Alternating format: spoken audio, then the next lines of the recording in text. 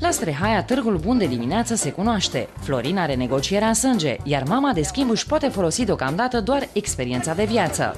Uitați ce bun! Care este? Aici. Unguranu, mamica de schimb. Se mi-a arătat și mie ce ar trebui să facă Florinel. Cam ce știe. Cam ce știe să facă, da? Mergem. Câți bani la tine, mă?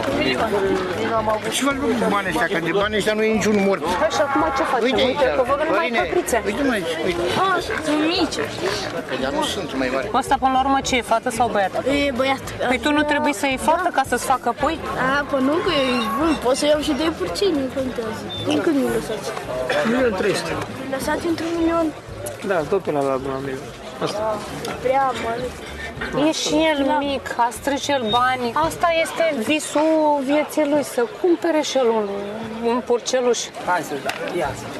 Ăsta de aici? Ia. Să nu fugă. Ești pe zbor. Măi, să nu fugă. Și acum unde mergem? Mergem să-l vândem încolo. Unde, dragă?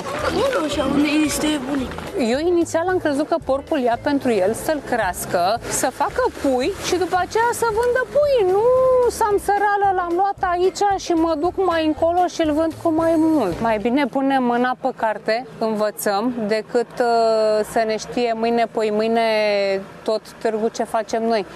Și poate își mai așa o chelfăneală.